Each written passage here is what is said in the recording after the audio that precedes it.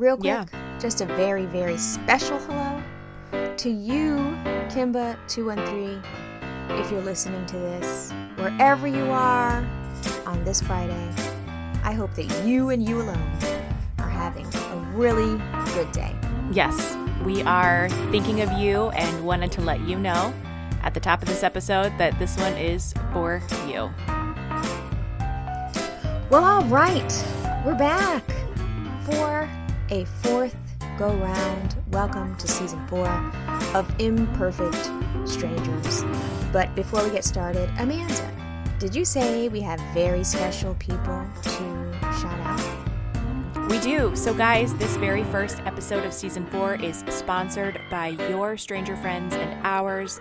These are patron supporters. So special thanks to Angie F., Nia B., Marisa, I hope I said your name right, Estelle, Britt, Karen, Cherie. Thank you guys so very much for supporting this podcast and for your support through Patreon. We hope you guys are loving the benefits. If you too want access to Monday Night Lives that are archived, to bonus audio, to newsletters, to our private Discord, then you too can find us on Patreon. It's patreon.com/Imperfect Strangers Podcast. So thank you so much to our patrons, new and OGs. And so we are back. We came back because we just couldn't stay away. I know. But I also wanted to say thank you, ladies and gentlemen, if there's a gentleman in there. We don't really let you guys in, but if you want to come, it's, you're more than welcome. For joining our Patreon. Our Patreon this season, I think, is going to be even more robust because we've added a lovely layer called watch parties. Amanda and I tried it a couple times, and the first time we watched a random sex show with our stranger friends. And last week we binge watched. You fell asleep, Amanda. I did. I fell asleep. I was so tired. Well, I stayed and watched 3 of 4 episodes of Ridge with our stranger friends, and it was awesome. So we were just in there chatting about pyramid scheme leggings for 4 hours. It was a good time. I know that sounds crazy, but it was a really awesome time. And, I like a watch party. I like the community of watching bad television with my friends. So look forward to that this season. We're going to start incorporating that into the show via our patron tier.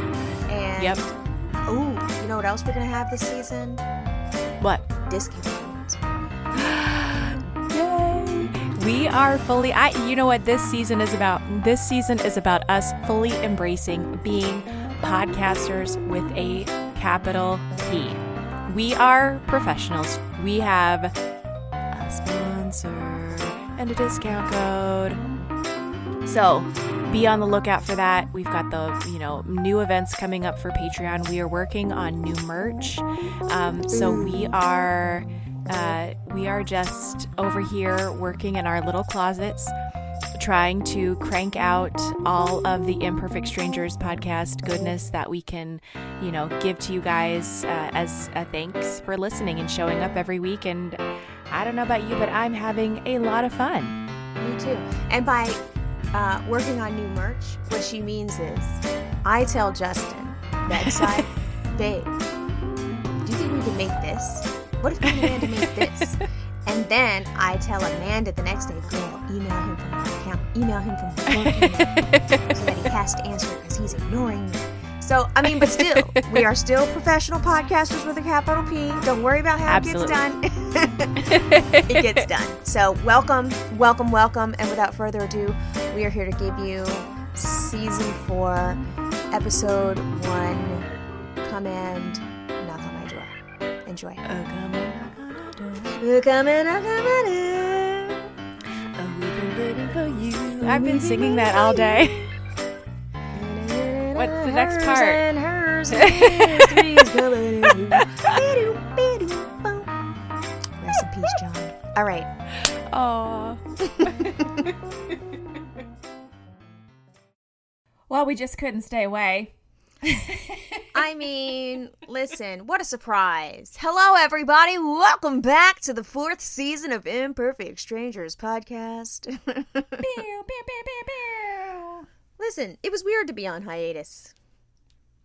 It was. I mean, I guess, full disclosure, we had some stuff that we thought we were being clever and we were going to work around, and that our 60th episode just so happened to align with that time where we needed to take a break. And then, what's that saying? When you make plans, the universe is just like, yep, nice try.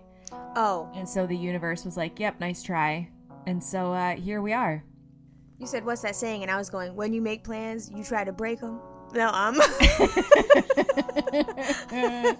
I think that's the creed of the flaky introvert, which I subscribe to that club too.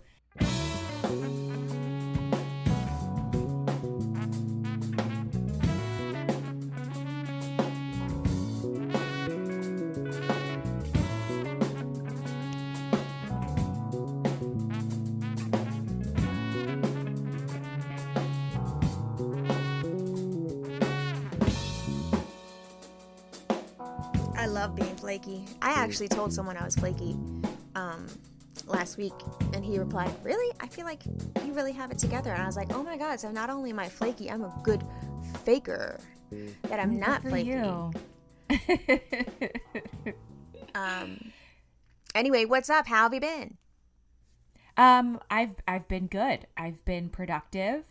Actually not today. So let's see. Over the last 2 weeks, I have entered into my aggressive volunteering phase where everything that has been offered to me to volunteer for my children and or their school, I'm saying yes. Sure, let me sign up for lunch duty. Let me be a library volunteer.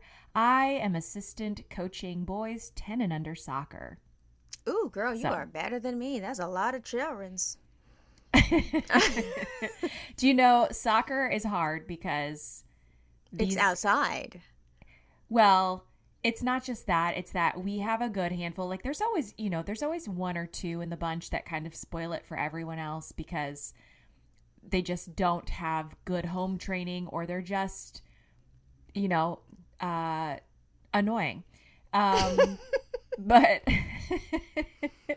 But we have, I would say out of 15 boys, there's a good number of them who just don't know how to listen, don't know how to be respectful. There is one, Melissa, with the things that come out of his mouth are so inappropriate and mean.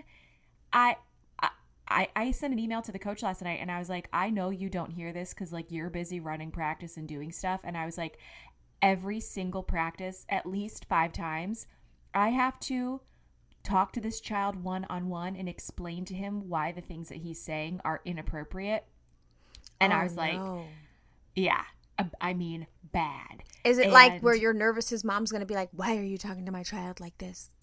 Yes, because you can tell that either at home he is not getting the attention or the time that he needs and deserves, or he acts like this at home and nobody cares. Oh, so he's charade. He's like, who gonna check me, boo? Yes, 100%.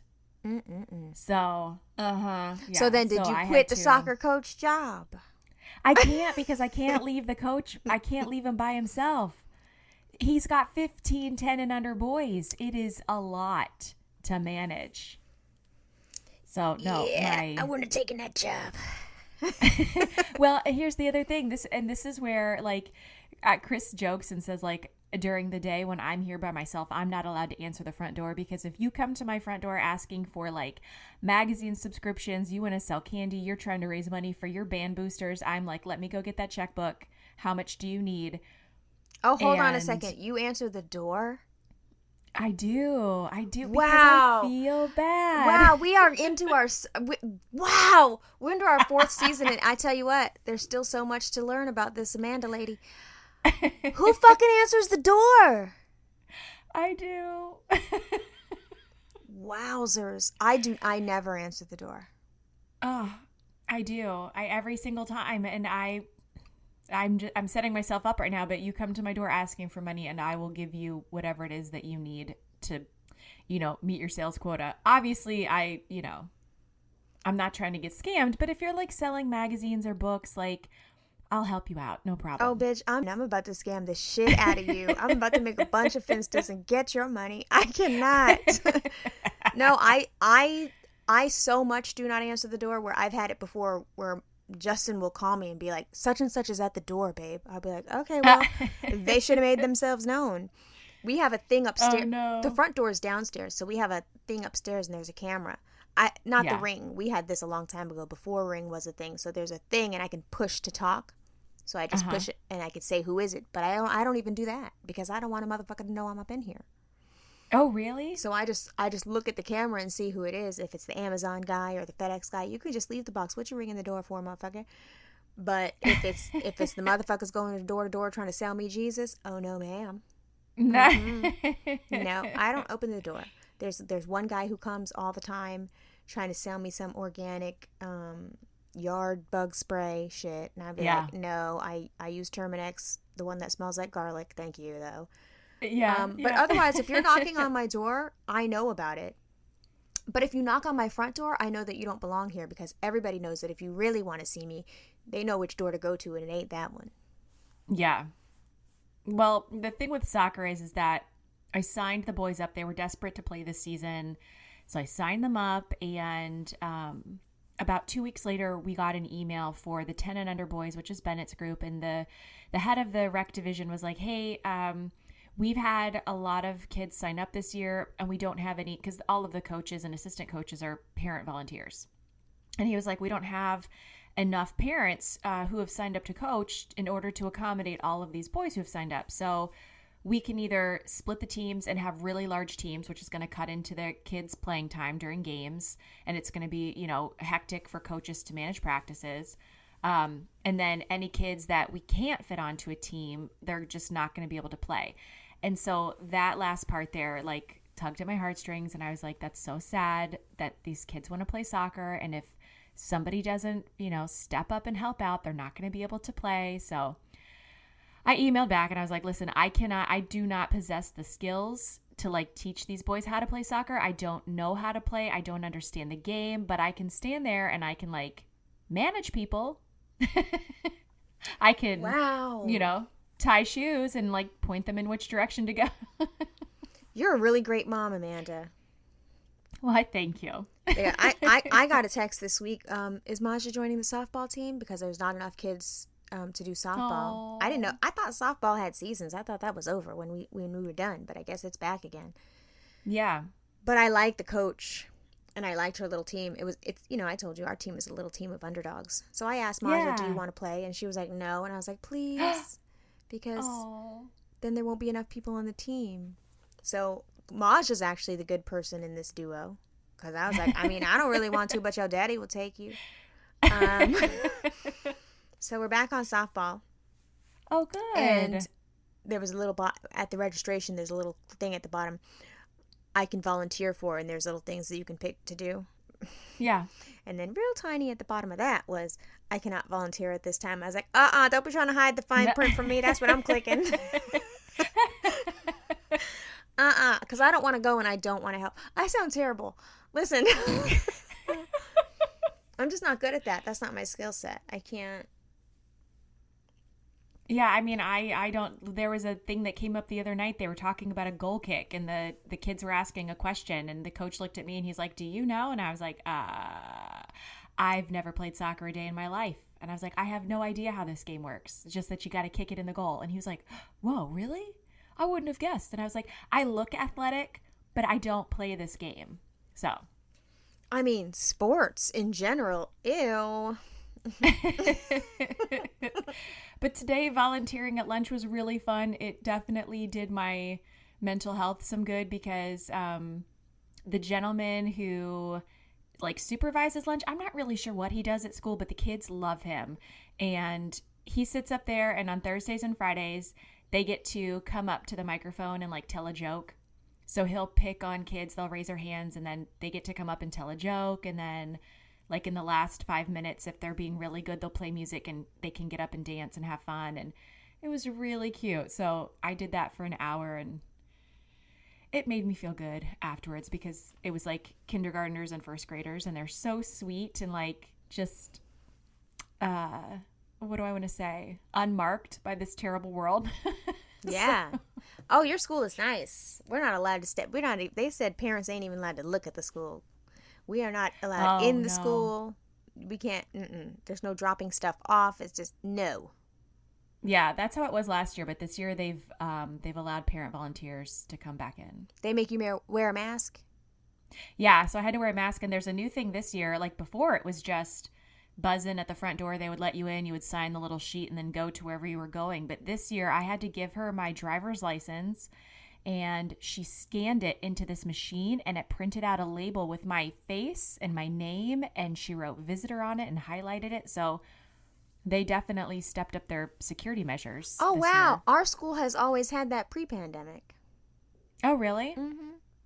Well, we are 17 years behind whatever's happening on the East Coast. Right. This is New York.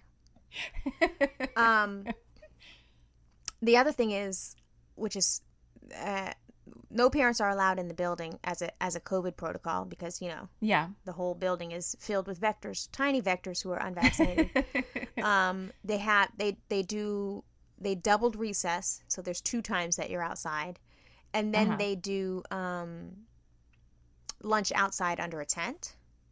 Okay. But some of the questions that parents had about lunch outside under the tent were, what were the security measures to that? Because, now they're exposed to the open air. So if a crazy person... I mean, this is the world we live in where you have to worry about, wow, my kid's eating outside under a tent. Now a person could just run up and shoot all my babies. Ugh. But, that's where we're at. Yeah. I know. So how have you been on our little short-lived break? Oh my gosh. A lot has happened. So... everybody in the Discord already knows, but I'll tell everybody who ain't. Bitch, I got my dream smile. Woohoo! Can you feel my smile through the airwaves? Can you feel it? It's very wide, very pretty, very natural. My gums have been lasered.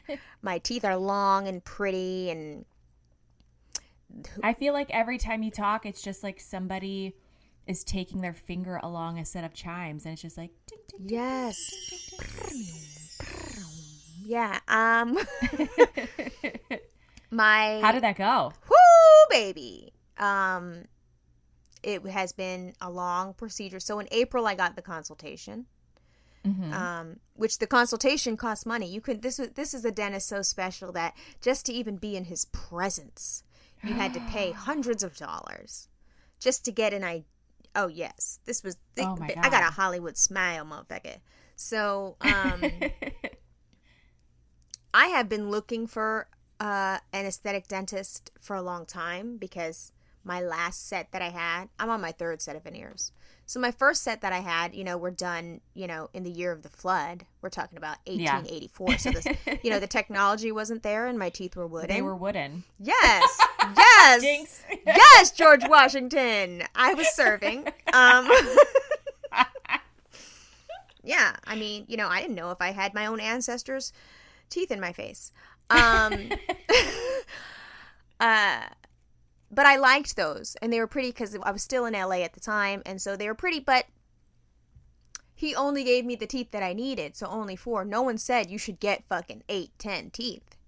And also back then, the teeth were like $1,500 a piece, and in 2001, that was like $1,500 times 4.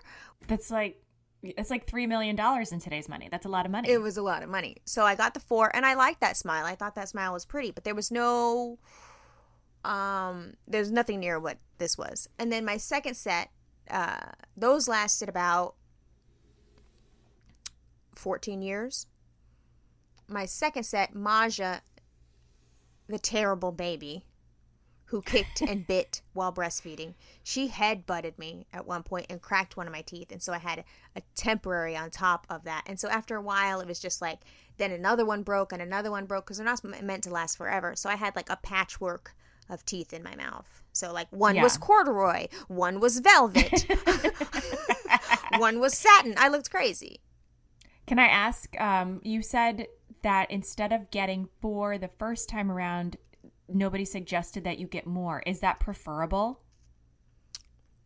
Yes. Well, it depends on the arch of your smile, the width of your smile. And so at that time, nobody was measuring for, wow, this lady has a big fucking mouth. Wow, this lady has a little ass nose, but a huge fucking mouth and not enough teeth in her fucking head. So, and I had 2 teeth pulled. So when those 2 teeth were pulled when I got braces, that was the first mistake they motherfucking made. They should have made me get braces with those fucking teeth in my head so that my braces should have expanded my palate first, then put the braces on. Instead, they pulled teeth and then closed it and made my fucking top arch smaller. That was dumb. Oh. Yeah. Okay, so that's what we just did with Bennett then. So that makes sense. Yes. So what you're doing for him is God's work, and you're building him a wider, prettier smile. It's true. So, so after the second set, the patchwork set that I mentioned, you know, I was never really happy, and I didn't know who that ceramist was, and I had researched, but, you know, it was just a normal, you know, nice dental office where, you know, mallards were on the wall. This wasn't like high-tech shit. So I promised myself, if and when I replace these, it's going to be my final set. If and when I replace these, I'm just going to, you know, clench my booty hole and write the check. Like, it is what it is. Can't take the money with you, fuck it. So I went and got the consultation. He is actually my esthetician's cousin. So after the first consultation, he did like an extensive amount of x-rays, pictures. Put your head this way, put your head that way, tilt, pretend you're laughing. Let me get a little video of you have how your teeth move in your face. Like the consultation was like an hour and a half of just pictures and x-rays. And that's really what you're paying for. And then they put that money towards if you want to do it. So after they do the consultation and the pictures, they send you to a different room. It's the money room. And they start breaking down how much it's going to cost. So then you leave there completely demoralized. And you're like, I cannot afford these teeth. And then your husband's sitting beside you going, what the fuck? Are you fucking crazy? And I'm like, it's worth my happiness. Is it worth my happiness forever? I mean, it was a long ride home. Oh, no. So a lot of time passed. And, you know, she would check in and be like, hey, Melissa, how are you feeling? Do you feel like you're ready to make this decision? And I was like, no, I'm not. I mean, I really do want to make it, but I also, you know, don't nobody got that kind of money. I mean, I wish I had that money. You know what? I should have scammed you in April. So then, so I finally said, fuck it, I'm doing it. I had my first appointment in August, and that was 5 hours. Oof. And if you don't like teeth pain, like I do, then it's not a 5 hours that anybody would enjoy. However, I'm different. I'm different. I'm special. They were like, Melissa, really, honestly, truly, you were like a statue. They're like, were you sleeping? I was like, no, I was enjoying every minute. They were like, every minute? I was like, every minute. Do they give you nitrous? Oh, no, you're awake. Hold on. They do the little shots, you know, so you feel the needle going into like that gummy, bony part of your mouth. Oh, Oh yeah, but they do that a bunch of times, so you feel the pinch, and then you feel like the wiggly part, and then your nose starts to feel weird, your eyes start to water, and that's when the real pain comes. My toes were wiggling. My stomach hurt. Oh, I loved it. Ugh. And then it's removal of your old teeth, and at one point, like, dude had to get like on top and like pull this fucking tooth off. And you feel the pressure. So I was like, damn, that motherfucker was stuck on there. All this time I didn't eat bagels, I could have ate them. Pull it off? Oh, yes. They have to remove your old veneers to then build the mold for your new veneers. There's not like a goo gun that deactivates whatever the cement was? I don't know. It was a lot of tools. And there was blue lights and there was a lot of things. But I also had a mask on and headphones on and Okay. a weighted blanket on, and I had a pillow around my neck. Like, I was relaxed. I was made very comfortable. That's good. Yeah, I mean, shit, I hope so, because I was in Rockefeller Plaza about to spend this money. Somebody should have been fucking fanning me, bitch. I should have had the smell of grapes so that it would be like I ate them. Yeah. That was 5 hours. It was a long one. It was a long one. What if you have to pee? Oh, no, I was prepared. None of that. I didn't eat. I didn't drink. I said, lay me down. Give me my fucking teeth. Thank you. So then you wear the fake teeth for 3 weeks while they send your molds of your teeth and your face and your x-rays, everything, to your ceramist, which this was a ceramist that I studied. I read every New York Times interview that he did. I read his books. I knew a lot about the ceramist, to the point where the dentist was like, okay, calm down, lady. Because I was like, see these embrasures here? This is what I want. See this translucency here? This is what I want. See, this is a little too long. And he's like, okay, I'm the dentist. I was like, okay, I'm just saying. Okay, so wait a minute. So the dentist is responsible for, like, prepping your mouth and who decides, like, what they actually what the teeth look like? Who makes that choice? The dentist and the ceramist work together based on the pictures and the x-rays. So the dentist built these beautiful teeth, but the ceramist executed his blueprint. So it's like the art director and the artist. Right. And so, like, designer. Got it. And it wasn't like, because I had originally thought that the teeth thing was, because I want perfectly imperfect teeth. So I want my teeth to look real. Yeah. But, like, they're really pretty real teeth. So I originally wanted,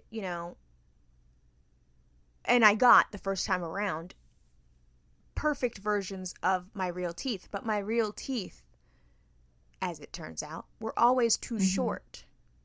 Because I had a very gummy smile. I had a very Ivermectin, horsey smile. I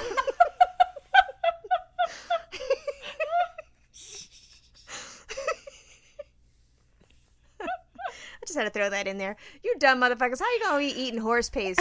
I hate y'all. Just get the vaccine. What the fuck? I mean, can't we talk about it? Shit. Oh, my God. Oh, God. Amanda, is everybody okay? No, everybody is not okay. Is not okay. It is bonkers to me. This is on par with shooting up bleach and whatever other disinfectant Trump recommended at the beginning of this shit show. People, I mean, Chris was just like, this is really like survival of the fittest at its finest. But the beautiful part is the self-selection. So, like, I just read a study. Right. I just read a study this morning that says 85% of men who were treated with ivermectin then had problems with their sperm. They sterilized themselves. So it's perfect. I heard that. Please, Joe Rogan, eat the horse paste. Eat it, honey.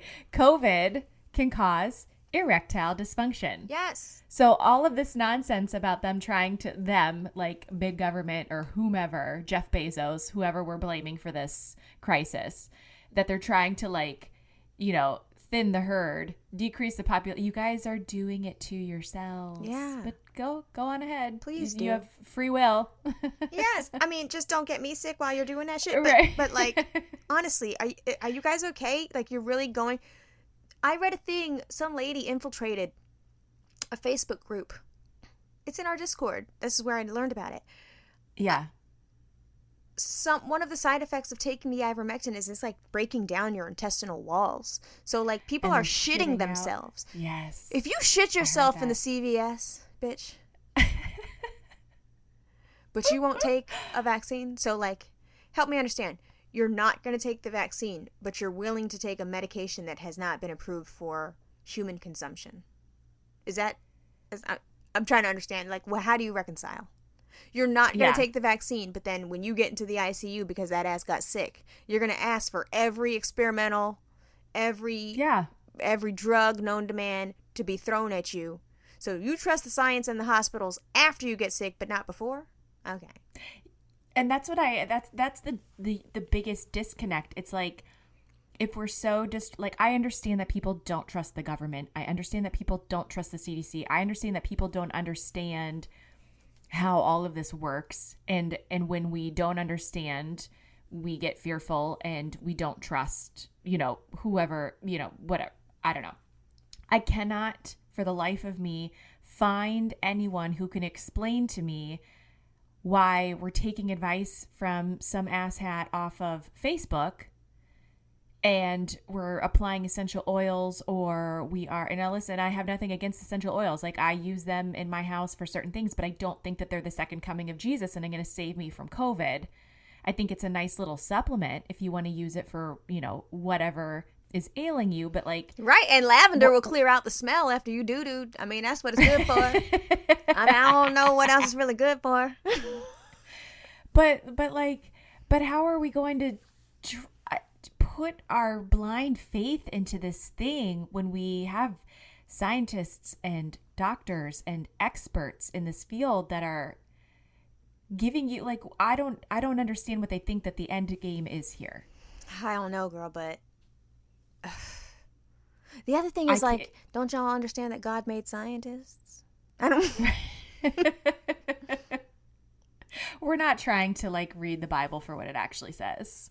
We're just trying to, do these mental gymnastics so that the things that we read actually fit into the weird world that we live in inside our brains. Yeah. Yeah, and we were on hiatus when the Texas abortion shit went down. I was like, oh no. I know Amanda's going to be tripping. I mean, as you should be. Texas was already, I think the last time that I checked, Texas may have had like 1 or 2 abortion clinics still available in the state. Texas is a huge fucking state, just in case you didn't notice. And so access for women in the state of Texas was already limited. Incredibly limited. Yeah. And so to do this, I don't understand, again, the end game. Like, you guys aren't going to stop abortions from happening. They're going to continue happening. And now this nonsense of offering money to people who report women who have had abortions, like, now we're going to potentially reward people who are instigating this. Well, not even just that. How can you make it so that, you get in an Uber, and now that Uber driver who was minding his business is now responsible partially for your, like, are you guys, do you hear yourselves? And then I think there was a quote from Abbott, their dumbass governor. Yeah. First of all, let me just get this out there. How the fuck the Venn diagram of pro-life and anti-vaccine... Like, are y'all okay? Do y'all hear yourself? I know. It's, I have no words. It is truly, it is something to behold for people to be able to justify and rationalize all of this shit.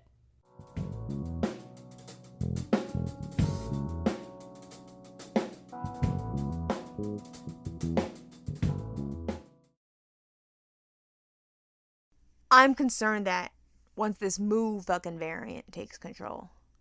Yeah. And can evade the vaccines, that they're going to, with their dumb logic, be like, see, you got the vaccine and it didn't protect you anyway. It was working until you motherfuckers allowed the shit to fucking mutate so much so that it could get stronger and bypass all the work that we did that you refused to participate in, you dumbass. Right. But yeah. But they don't get it. So now I got to start scamming for my booster. I know somebody who just got his. How's he feel?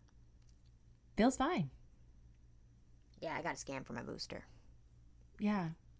I mean, we scammed for the first ones, so why not? Listen, no justice, no problem. I might call down to the NYPD again. Woo! I need it though, because I can't fuck with Mu. Because this is about to be a Mu empire. See what I did there? No one's going to see what I did there. What comes after moo? Death. I don't know. Well, we've hit lambda, we've hit mu. I'm trying to think of... I thought there was supposed to be an epsilon. Was there not? I think there was, but maybe they We fell bypassed off. it so quickly and went straight to delta. Listen. Shit, there's been so much that has happened since we've been on hiatus. New Orleans has flooded. New York has flooded. This wild-ass pandemic continues to rage on. Yep. Texas has basically turned into an entire episode of The Handmaid's Tale. Yep. What else? A lot has happened. But I got my new teeth, and Cardi B had her baby. Cardi B had did her they give the baby. baby a name? I don't know. I haven't heard the name yet. But the Cardi B's baby was born on Beyonce's birthday, so look at her go. Oh, good for her. Mm-hmm. I just saw the picture online and I was like, oh God, what did they name this child? Oh, Kylie Jenner is pregnant. Olivia Munn is pregnant. Everybody's just out here. Well, it's a different world for rich people. I know. I would be scared to death to be pregnant in a pandemic. I'd be terrified. I'd be terrified to have a tiny child who I couldn't, reliably keep a mask on in public in this type of situation. It would be so scary. If I had a baby, I would not leave my house. Oh, I already had a hard enough time. My kids were all born in the fall and winter, and flu season, I was terrified of them getting sick. And then I fucking caught the flu when Lennox was like 2 months old. Caught the strain that nobody was getting, and I never left the house. And you so breastfed him, right? Imagine. Oh yeah, he was in my bed on me 24/7, and that kid did not get sick. Nobody Same. else in my house got it. So strange. I had the flu. Justin went on tour. I had the flu when Shira was 6 weeks old. Marlene came to help me with the baby because he was gone. Yeah. She used to she wore a mask. Uh-huh. She used to bring the baby into the room while I died. Literally latched the baby onto me. Wait outside. I would, call for her to come get my baby because I would, she would change the baby, burp the baby, and be with the baby, whatever. Baby never got sick. Marlene caught the motherfucking flu in her mask. Oh no. And so then Marlene's rest of the visit, she was supposed to be here to help me. Then I started taking care of her ass. Oh no. And the newborn. Oh my god. Oh, we were a mess. I had her on the nebulizer every day. I was bringing her medicine. She was just in there coughing her ass off. It was, oh my God, that cough was I had the cough for a straight week and I couldn't figure out what was going on. And then I had recorded a fitness video for a company that I was working with. And by that evening, I was so tired, but I thought, you know what? I haven't worked out. I was there all day filming, came home, laid down. That was like a Thursday. Friday, just the cough. Saturday, we went furniture shopping. And then that night, Chris took Quinn out to go to get her nails painted. And so I was at home with the boys, and all of a sudden it was just like my face filled with snot. I had this raging headache, and I was like crying. It hurt so bad. And I called him and I was like, please come home. I was like, there's something wrong with me. I'm so sick. And then Sunday I was like, can you please take me to urgent care because I think I have the flu? And he was like, really? You're going to go sit in an urgent care on a Sunday afternoon? I was like, I'm dying. Because you needed the Tamiflu. I didn't even get it. I was just like, I just need to know so that I can watch for it in the kids. This was like literally my worst nightmare. I was like, all of my anxiety and all of my compulsions were so high because I had a newborn baby on top of the, loss we had suffered the year before. And I was like, oh, we're all dead. We're all going to die. But nobody else got it. It's so weird. I know. Shira was like, she'd be looking up at me smiling and shit. I was like, okay. I know that like the only solace I had was like, can I get breast milk into these other two kids? Because clearly the antibodies are doing their job. That was a rough time. Yeah, totally. Ugh. I had to go to the supermarket. And 6 weeks when your baby is that little. So like I would, your insides are still not right. No. So I was coughing and there would be like weird pulls in my stomach. I'd be like, what the fuck was that? Yeah. Yep, I know. My incision was still fresh-ish. And I know that when you have a vaginal birth, you got to worry about all your stuff happening down below. Dude. Shira's the vaginal birth was like I was in the shower minding my business. Yeah. Having a good old time. Ba-da-ba-ba-doo. Da-da-da-da-da. Bubbly. Having a great time. This baby's out of my body. We're going to be on our way back. I never got back, but we're going to be on our way back. And I'm washing. TMI. All the gay guys listening are like, oh, God. 15, 15, 15. Press forward. Forward. Let her fucking finish that fucking vagina story. No. I'm washing, having a good old time. And, I like to put soap on the bits to let it marinate first before I get in there with my stuff. So, you put the stuff on there to marinate. And I said, hold on a second. Last time I checked, I had 2 lifts. Why do I feel like a third? Hold on. What was that? And then I was scared to go back and check. I was like, ooh, hold on a second. So,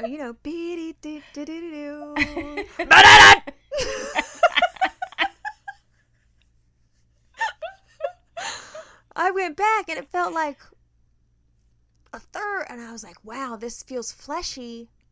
Oh, no. But not fleshy. It felt like a cow tongue. And I was like, I don't think this is right. So I called Justin in there and I was like, babe, can you take a look at it? I said, you got to help me. And I said, can you? He's like, no, I can't do it. I was like, Justin. He's like, babe, come on. I was like, no. I need you to see. No, I can't. And I was like, why? He's like, because that's like my place. Like, come on. I was like, well, then you have to take me to the doctor. We have to pack the baby up and we have to go back to the doctor because I'm not looking. Because I wasn't going to put a mirror down there and fog it up and all that. I was like, I'll get dressed right now. We'll call over there. The doctor's going to have to take a look at this. Oh, my God. And we went, drove all, and my doctor is far as hell. Because it was this one doctor. I told you this story before. It was this one doctor that I changed to. And sure, it was an hour and a half away, but I had to have him. So, this was what it was. Yeah. We get there and he's like, oh, pulls it out and it was a piece of the placental whatever. Was like had torn during the delivery and I guess no one caught it and it was like trying to eject itself or whatever. And like I had thought, when you start breastfeeding, you start having contractions. Yeah. So I thought all these feelings were normal and I thought they were stronger this time around. I was like, oh, okay, this is weird. But then I also thought, oh, well, I'm an expert. This is my third baby. Right. Yeah. So I was like, oh, yeah, I know that. I know this feeling. That's fine. I mean, it is strong as fuck and it doesn't feel normal, but I got this. And he's like, wow, yeah, that's interesting. And, he pulled it out and I felt it. It was gross. And then, the paper that I was on, he balled it up quick. And I wanted to see it. I was like, hold on, why'd you wrap it up? Hold on. I was looking at that. Right. He's like, no, you don't, you're crazy. And, he also knows I'm crazy. He's like, stop it. No. Wouldn't let me look at it, whatever. He explained it. And he's like, but thank God that you came. Because it could have dislodged some other shit. And then we have bleeding and this and that. And he's like, thank God you came. And have a good one. I was like, okay. Oh, no. Mm-hmm. It was really gross. And that was 6 weeks later? No. That it wasn't connected to that, but I was just saying. Oh, okay. Yeah. Okay. Yikes. I saw this lady tell this story on TikTok the other day about how after she had her second baby, she was like having a lot of pain in the hospital and she said something to the nurse and the nurse just kind of blew her off and was like, oh, that's normal. And then she went back in for her checkup with her doctor like a week later. He was like, no, whatever you're going through, that's normal. I can't remember how she was explaining, but like she was in a lot of pain. Mm-hmm. And so she got to this point where she was like, she had been blown off so many times by her doctor and by anybody that she brought it up to that she was just like, okay, I guess that this is how my vagina feels now. And I want to say like maybe a year and a half later, she had switched and she saw a new OB. She had like 4th degree vaginal tearing. She got pregnant again. This is what happened. She got pregnant again and she I think was going into premature labor or whatever, and they checked her, and like basically like her vaginal floor could not hold on to this baby because it was so torn up. And everybody just blew her up. Like she was passing clots. She was passing clots in the hospital, and the nurse kept being like, because they tell you like if you pass a clot bigger than a golf ball or whatever, like let us know. And so every time she would pass like bigger and bigger ones, and the nurse just kept like upping the ante. She's like, well, if it's bigger than a softball, call me.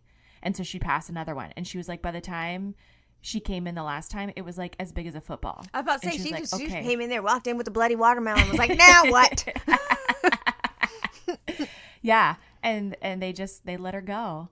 And I was just like, holy shit. And it's like one of those things where I think postpartum, everybody talks to you about what to expect while you're pregnant. They talk to you about what it's going to be like. Everybody wants to tell you their horror stories about their labor and delivery, but nobody really actually ever gives you like the deep down nitty gritty. I think the only advice that I got from somebody who was already a mom was to like go buy granny panties at Target, like big ass underwear and like really soft stretchy pants without a waistband.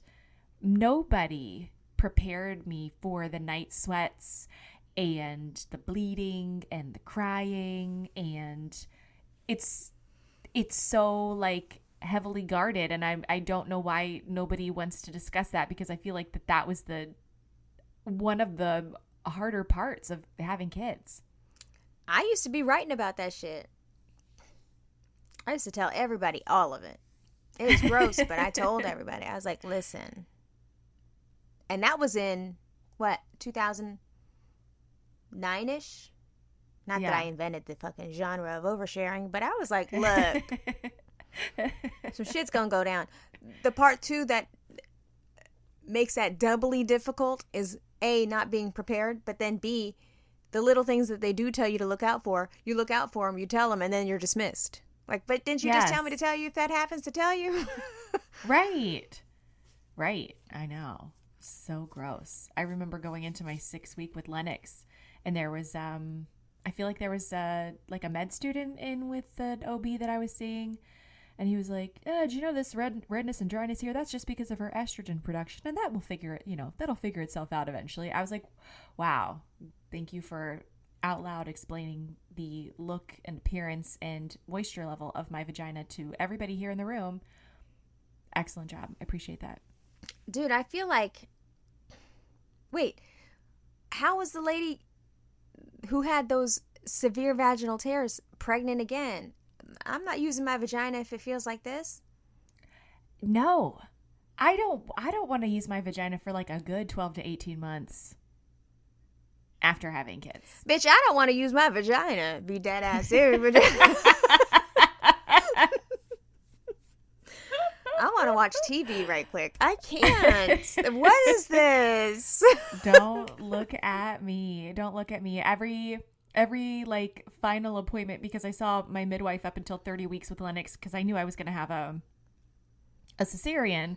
But I wanted to continue to see her until the point where I had to switch over. So at 30 weeks, I switched over to the OB. He was this amazing guy. Love him so much. And every time I would go in to see him, he'd be like, so are we doing a tubal ligation when we're doing your surgery? And I was like, no, every time. So are we going to tie your tubes at surgery? No. And finally he was like, you know that this is like really easy and quick. Like we're already going to be in there. We can just go ahead and take care of it for you. And I was like, no, what you don't understand is the shit that I've been through in the last 5 years with my vagina. I'm done. I've done my part, and now it's my husband's turn. So he has an appointment scheduled for December. Don't you worry. We're getting this in before the insurance turns over. But please stop asking me, because I'm not doing this. Listen, I asked for it, and my OB was like, you're young. No. I was like, motherfucker, really? I'm old as hell. I was at advanced maternal age with Shalom, they told me. I was 32 and they made it like I was 58 trying to have a baby. Absolutely not. And so after I had Shira, remember, who they said I couldn't have. Yeah. I was like, yeah, let's wrap this up. And then he was like, you don't want to do that. You don't want to do that. What if you want to have another kid one day? Da-da-da. I was like, I don't. And so then, I looked over at Justin. I was like, okay, then it'll be your turn. And you know him. He's like, no way. I'm going to slice your dick open. So, so we just out here riding and, hope for the best. Riding dirty. Straight up. Wow. I know. That's very, that makes me nervous for you. Well, I've heard of people our age who have been married 50,000 years that use condoms, and I think that's bananas. They do? Yes. I know people who are married 10, 12, 15 years, and they use condoms, which I'd be like, girl, how? No, thank you. I don't. No. Well, Nope. first of all, Justin Beck would be like, no. No. Yeah, no, I can't. Condoms make me have a yeast infection. Well, I'm like such a square. I don't have very much experience with them. I had, a high school boyfriend. Obviously, I used them. But, that was 50 years ago. I don't remember that shit. Well, yeah, that was Chris's responsibility. It was his responsibility to buy them, to supply them, to have them. No. I had birth control. He had his condoms. We were good. I had birth control, and then we did, I needed to see a clean bill of health on this shit, motherfucker. You can't. I feel real particular about my pussy. We not just using it fun and free. I got to see where that dick been. No, motherfucker, no.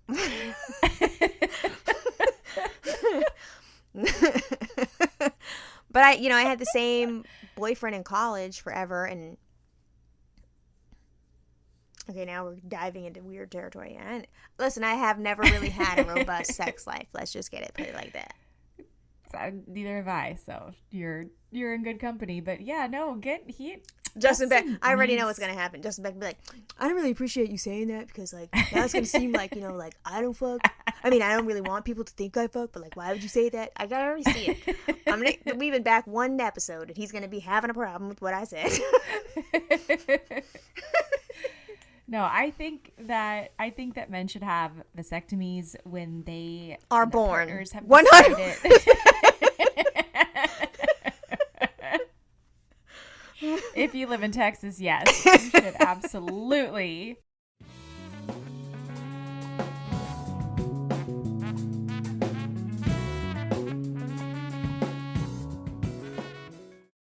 Now, when you thought you had COVID, did you map out in your mind how you were going to tell me?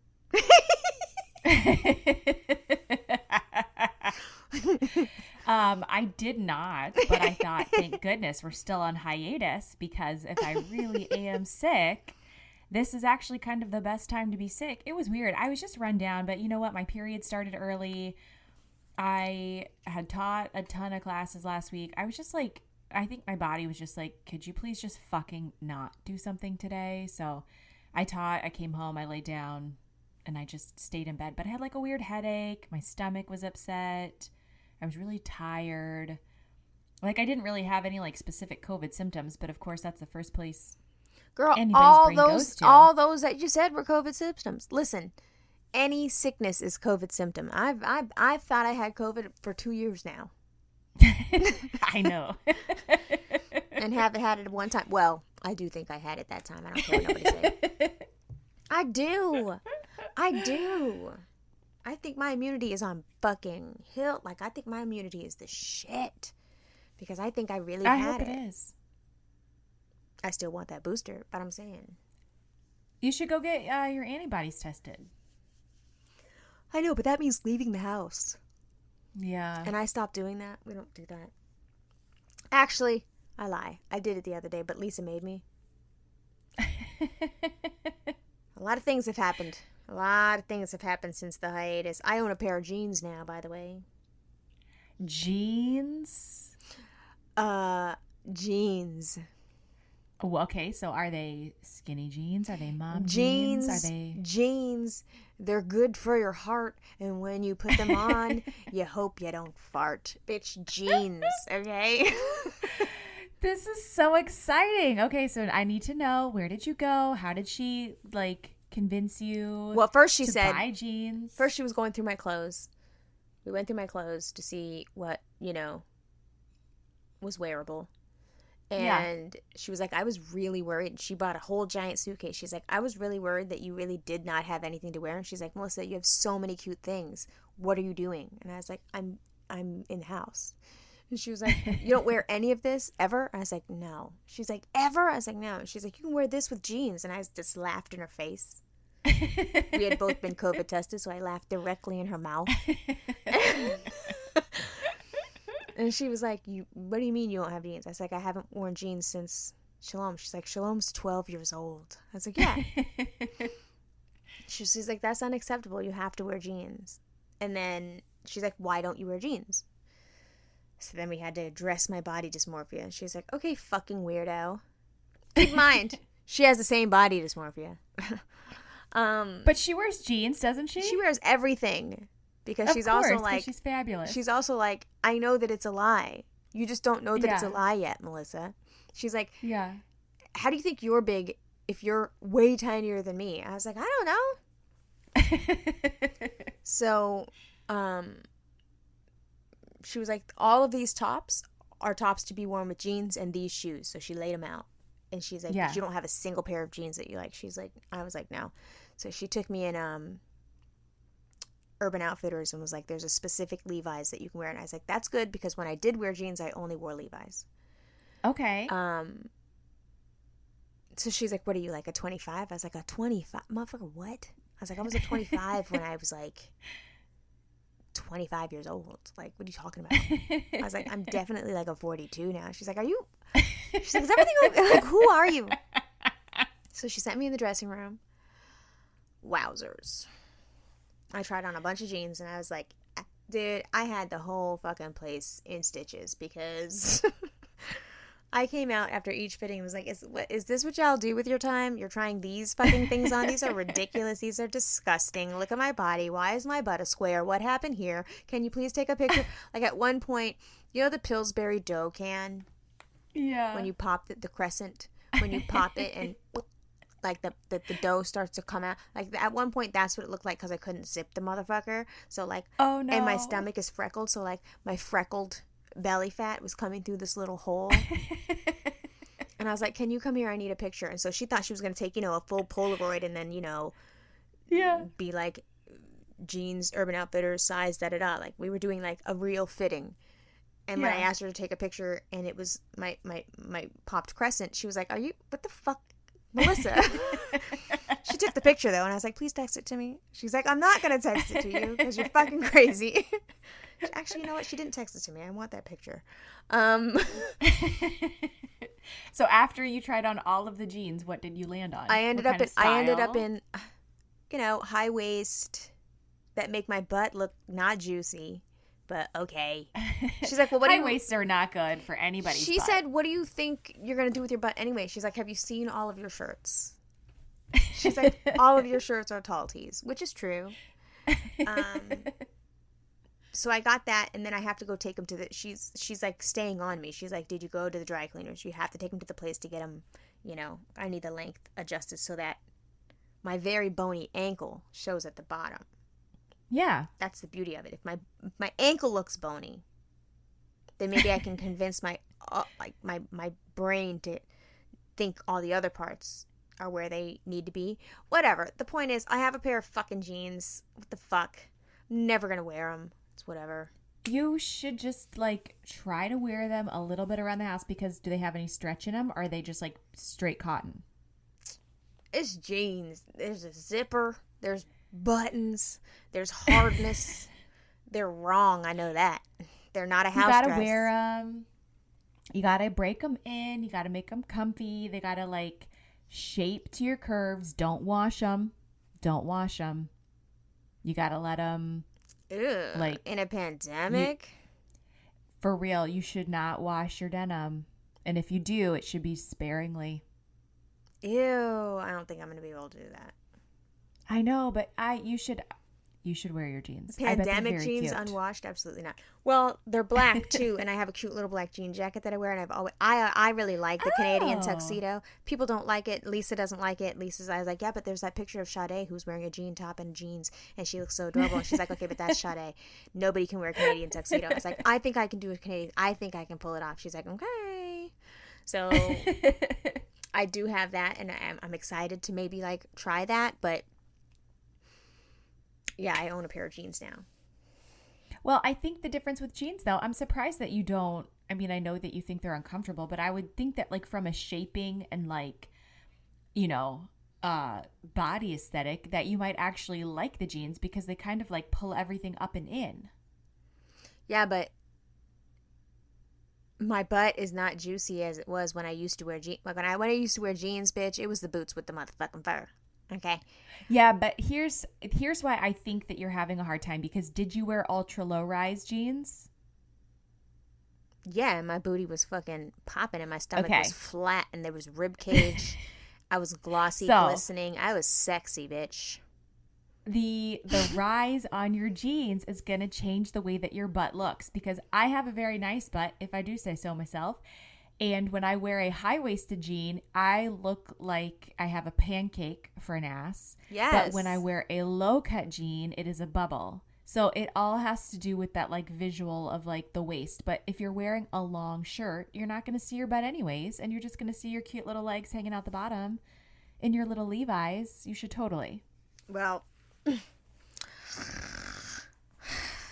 And when you get them hemmed, did she tell you to ask them to put the original hem back on? Girl, if you don't stop.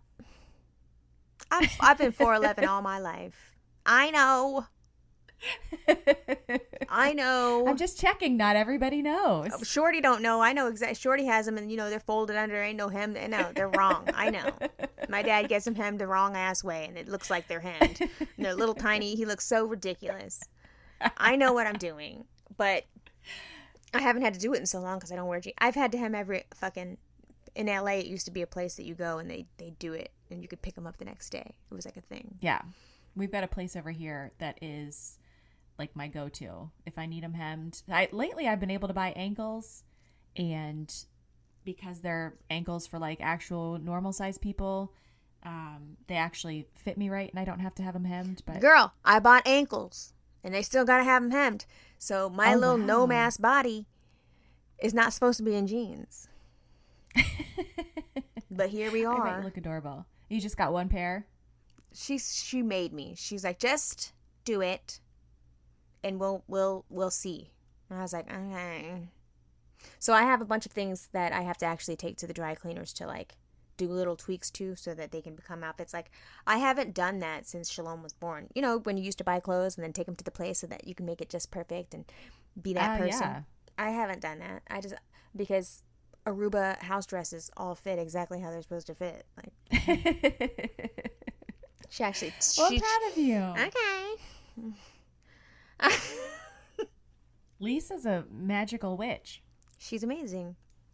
I had a dog in here. Well, I'm glad that you guys got to visit. I know, I couldn't believe that. Now, I wanted to know, did she bring that pen, or did you just have that at the ready? Oh, no. Lisa was like, I know who the fuck I'm dealing with. She traveled? Oh. With that pen? She had a pen. She had his baby crib. She had this giant waterproof blanket thing that she had to wash a couple times because she's potty training him. He was never on the couch. She had a blanket that she sat on the couch with the dog. I didn't ever see or hear that dog. The girls loved him. They were begging for a dog all weekend. I was going to ask. Yeah, I did that. Oh my God. Girls asking. Alan was here, and the girls woke up today, no Alan, and they were like, I miss Allie. I'm like, who the fuck is Allie? How are you going to deny those sweet faces? Well, a little four-legged friend. They begged for a dog, but also the whole time wouldn't pet the dog. They were scared to death of the dog, but at the same time sitting outside the pen like, hi, Allie. Hi, Allie. Oh. Yeah. Those girls need a dog. No, they don't. They need a fucking job. Happy. No. I walked downstairs last week to do the laundry, and that's where the guinea pigs live. And as soon as I got halfway down the stairs, I was like, it smells like guinea pig poop. I could not and it doesn't smell normally. So the fact that it was smelling and I'm halfway down the stairs and they're not near the stairs was alarming. Only to come down to see that the new water bottles that I just bought them have leaked into their little feeding area. So now they just have a swimming pool of guinea pig shit and hay floating around, and they've been in and out of it because in this area is where their food and water are housed. So I lost a good hour and a half of my week last week because I had to clean it out, and then they can't be wet and they needed baths. So then I had to give 2 separate guinea pig baths, and then they can't stay wet, so you got to blow dry them with the hair dryer, and they don't love that. So it was now, are you telling me this story to convince me to get a dog? Yes, because my dogs don't require, like, my dogs can't tip their water into their spaces and have a swimming pool of poop. No, there's no animals. Lisa even got in the pen with the dog. We were watching TV, and the dog likes to be held, so she got in the pen with the dog. And I was like, you don't really have to do all that. She's like, no, I don't want to. I was like, okay. I mean, I didn't argue. Go ahead, be in there. The dog is very cute. He's very cute. And she deserves all the dog love in the world because she had her other dog, Hero, for like a decade plus. Like, was her baby. Yeah. So, yeah. Does she have 2? No, Hero died. I know, but I feel like I saw a brown one in pictures. Oh, that's Alan's brother. That's her husband's dog, Bruce.